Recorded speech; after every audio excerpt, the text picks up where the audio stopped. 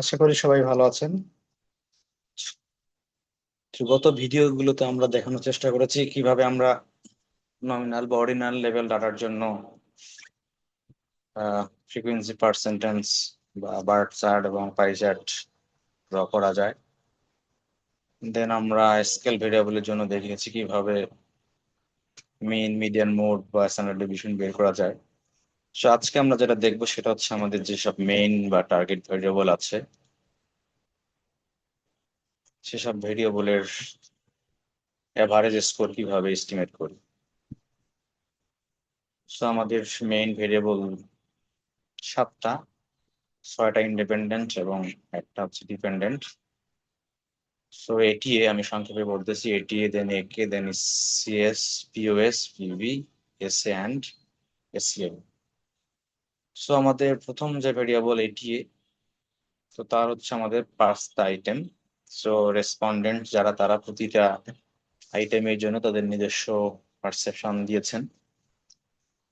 হ্যাঁ, কেউ হয়তো প্রথমটাতে 5, দ্বিতীয়টাতে 6, তৃতীয়টাতে 3, চতুর্থটাতে 5, অথবা 5 নম্বরে 1, সেভাবে দিয়েছেন। তো 5টা আইটেমে 5টা রেসপন্স দিয়েছেন, কারণ সেগুলো আমরা এভারেজ বের করে আমাদের যে টার্গেট ভেরিয়েবল সাপোজ এটিএ এর জন্য কম্পোজিট স্কোর বা এভারেজ স্কোর বের করবো। তো সেটা আজকে আমরা শিখবো যে এভাবে আমরা বাকি যেসব ভেরিয়েবল আছে সেগুলোর জন্য বের করবো।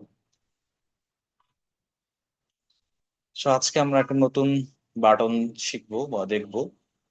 আমরা গত ক্লাসগুলোতে অ্যানালাইসিস বাটনের মধ্যেই সব কাজ করেছিলাম, আজকে আমরা চলে যাব তার পাশের যে বাটন, ট্রান্সফর্ম নামে বাটন, সেটাতে চলে যাব। ওকে, সো আমাদের আজকের কাজ হবে এই ট্রান্সফর্ম বাটনে।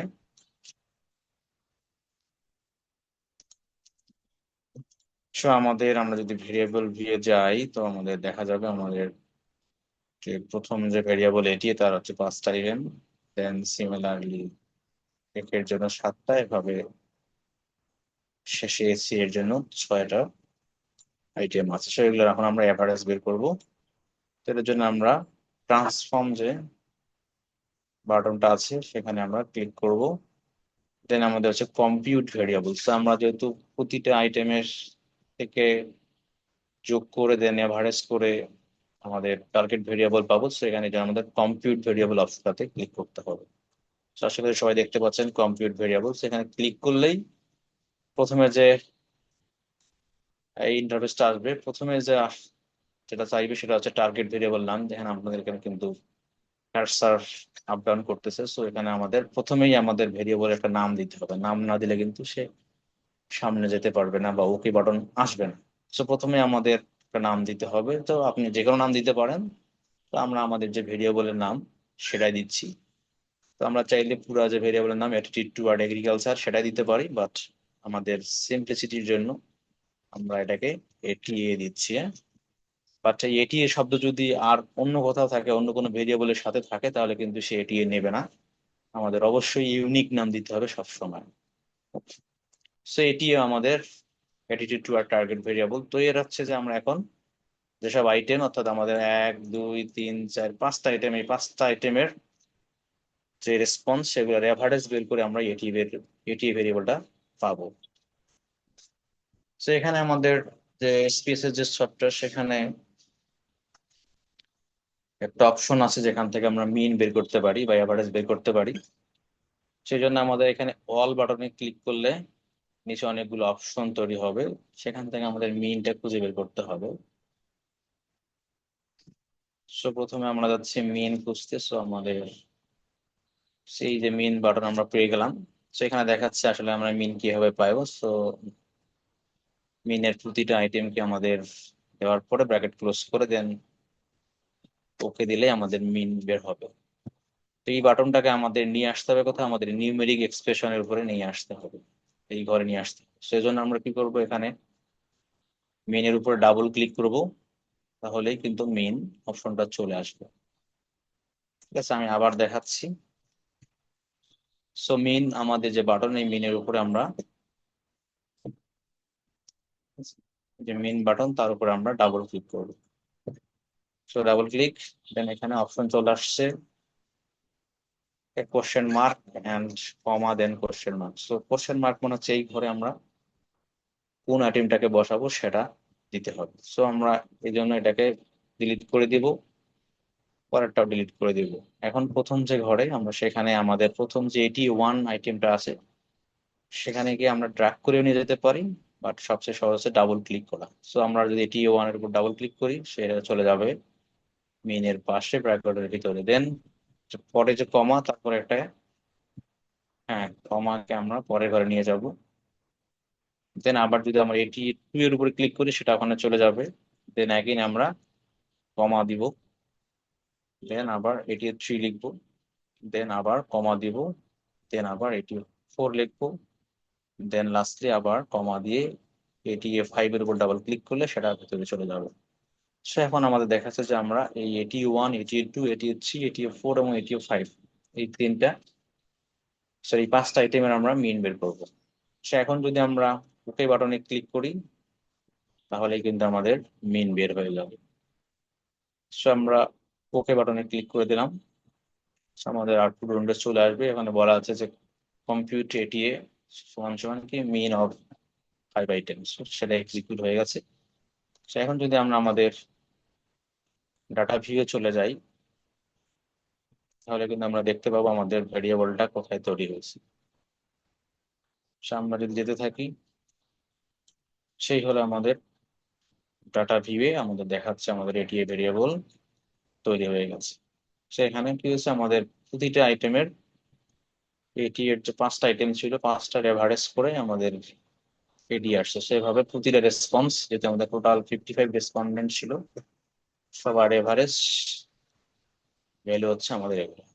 অবশ্যই এটি এর 1 2 3 4 5 এই পাঁচটা আইটেমের এভারেজ হলো আমাদের এই এটি ভ্যালু। সেভাবে আমরা এটি এর জন্য কম্পোজিট স্কোর বা মিন স্কোর বের করতে পারি। দেন সিমিলার ওয়েতে আমরা আদার্স ভেরিয়েবল সেগুলোরও বের করব। তবে এখানে আমি আর একটু দেখিয়ে নেই। ঠিক আছে, আমরা ট্রান্সফর্মে গিয়েছিলাম, কম্পিউটে গিয়েছিলাম। দেন এখানে কিন্তু এভাবে আমরা করতে পারি, অনেকের কাছে এটা অনেক সময় কঠিন মনে হতে পারে। তো এই জন্য আমি আর একটা উপায় আপনাদেরকে দেখাচ্ছি।